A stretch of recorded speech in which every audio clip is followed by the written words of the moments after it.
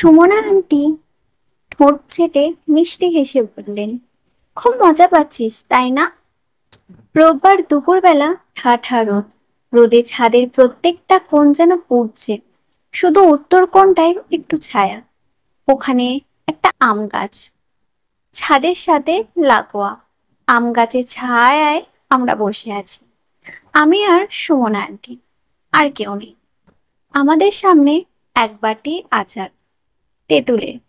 আচারটা আঙুলে নিয়ে মুখে পুড়তে পুড়তে ভাবছি স্বপ্নের কথাটা বলার ঠিক হবে কিনা আন্টিকে। আন্টি অবশ্য ওটা শোনার জন্যই ছাদে নিয়ে এসেছেন। আচারটা অসাধারণ হয়েছে। বিট লবণ, গোলমরিচ, হালকা সরিষার তেল আর একটু চিনি, খেতে হচ্ছে অমৃত। আন্টি আবার জিজ্ঞেস করলেন, কি তাহিয়া, বললি না তো কেমন মজা হয়েছে আচারটা? আমি বললাম, খুব মজা হয়েছে আন্টি। আপনার বানানো আচার কি কখনো খারাপ হতে পারে? আন্টি হাসলেন, মিষ্টি হাসি, কি সুন্দর হাসি তার। আমি জানি না এত সুন্দর হাসি দেখার পরেও কিভাবে সবাই আন্টিকে নিয়ে উল্টো পাল্টা কথা বলে বেড়ায়। হালকা বাতাস বইছে, মিষ্টি বাতাস। বাড়িতে আর কেউ নেই, আমি আর আন্টি শুধু। আপু দুলাভাই বাইরে। আপুকে বললেও অবশ্য উপরে আচার খেতে আসতো না। তার অনেক কাজ, পরিবারের সব কাজের দায়িত্ব যেন তার একার উপর। শত ডাকলেও সে আমাদের সাথে এসে যোগ দেয় না, আন্টি ডাকলেও না। শুধু এমন কেন করে জিজ্ঞেস করলেই ফিস ফিস করে বলে, তোদের সামনেই তো মিষ্টি মিষ্টি করে ডাকবে, তোরা গেলেই দিবে। এত এত খোটা, কাজ শেষ হয় নাই দেখে খোটা। এত খোটা খেতে আর ভালো লাগে না। আপু কথা বললেন সুমনা আন্টির ব্যাপারে। আমার কথাটা বিশ্বাস হয় না। আমি আপুকে চিনি, ছোটবেলা থেকেই জেদি। কেউ একটু কিছু বললেই রেগে টং হয়ে যায়। যেবার আব্বা বলল পহেলা বৈশাখে বাইরে যেতে দিবে না, আপু তখন রাগ করে 3 দিন ভাত খায়নি। এই হলো আপু, এহেন আপু, যে আন্টির ছোটখাটো কথায় রাগ করবে। তা তো বোঝাই যায়, আন্টি হয়তো কিছু একটার জন্য বকেছে আর তিনি রেগে টং হয়ে আছেন, আর কোনোদিনও আন্টির সামনে আসবেন না। আন্টি আরেকটু আচার মুখে নিয়ে বলল, আমার আসলে তোর মতো একটা মেয়ের দরকার ছিল বউ হিসেবে। আমার আরেকটা ছেলে থাকলে তোর সাথেই বিয়ে দিতাম। আমি হেসে বললাম, কেন আন্টি, আমার আপুকে দিয়ে হচ্ছে না? আন্টি খিলখিল করে হেসে বলল, না হচ্ছে না, আমার তোকেই দরকার আমার ছেলের বউ হিসেবে। আমি বললাম, সম্ভব না আন্টি। এক তো আপনার আর কোনো ছেলে নেই, আর দুই, অলরেডি এই ক্লাস 10-এ উঠতে আমার এত এত সম্বন্ধ চলে আসে, তাই আপনার ছেলে থাকলেও আমার সাথে বিয়ে দিতে অনেক কম্পিটিশনে পড়তে হতো। আন্টি এত জোরে হো হো করে হেসে উঠলেন যে পাশের গাছে একটা হলুদ পাখি হঠাৎ করে উড়ে চলে গেল ভয়ে।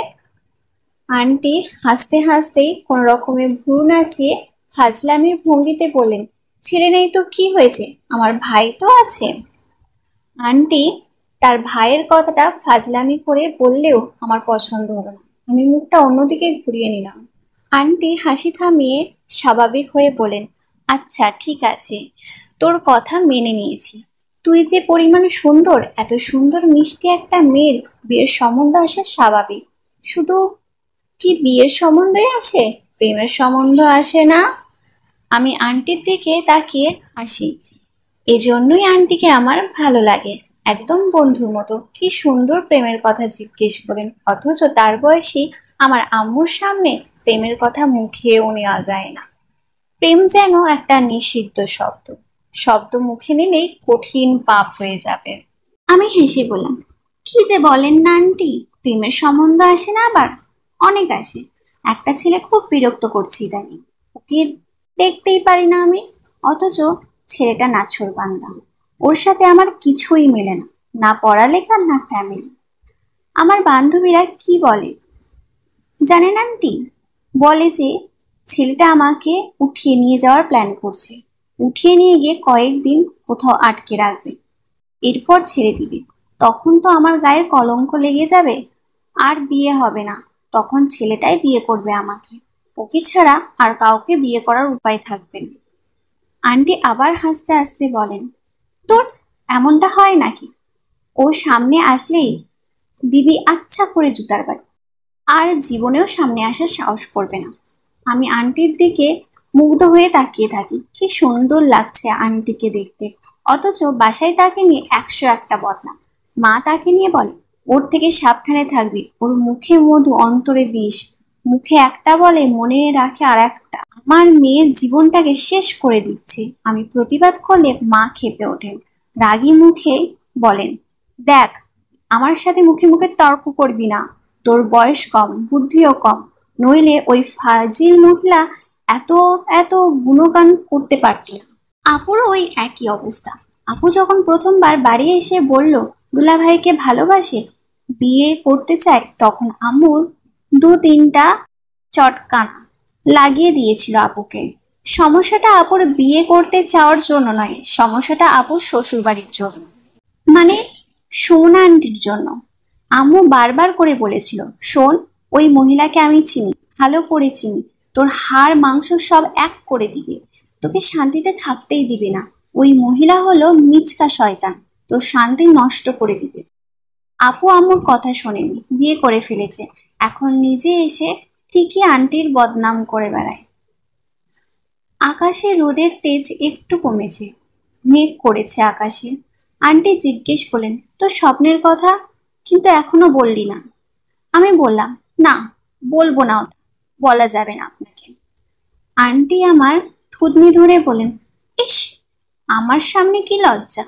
আমি বললাম, লজ্জা না আন্টি, আপনি শুনলে হয়তো কষ্ট পাবেন। আন্টি বলল, কি কষ্ট?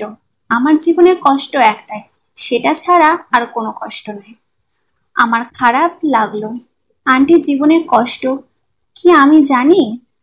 তার ভাই আধ পাগল, চিকিৎসা করা হয়েছে, সারছেই না, আন্টিদের সাথেই থাকে।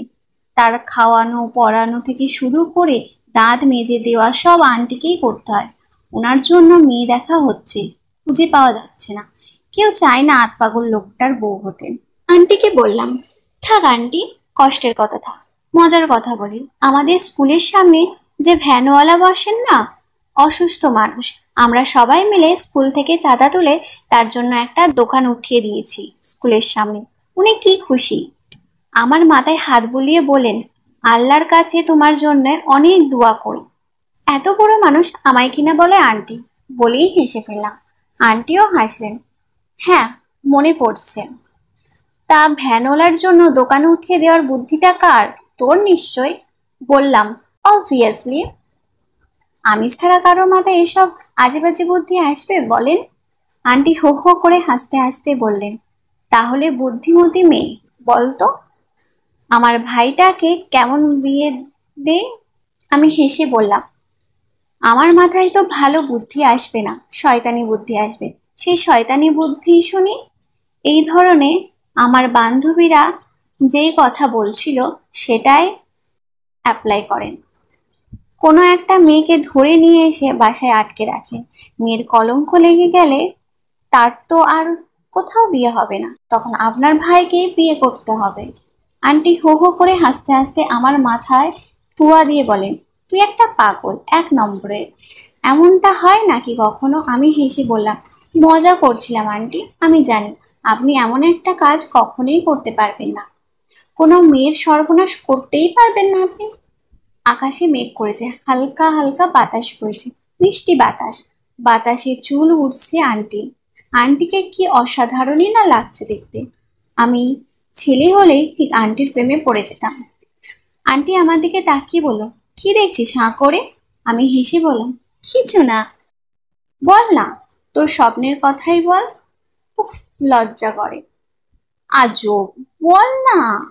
আমি মাথা নিচু করে লাজুক হেসে বললাম, দেখি যে একজন লোক আমাকে বিছানায় ফেলে শক্ত করে চেপে ধরেছে, আর আমি ছাড়া পাওয়ার জন্য ছটফট করছি।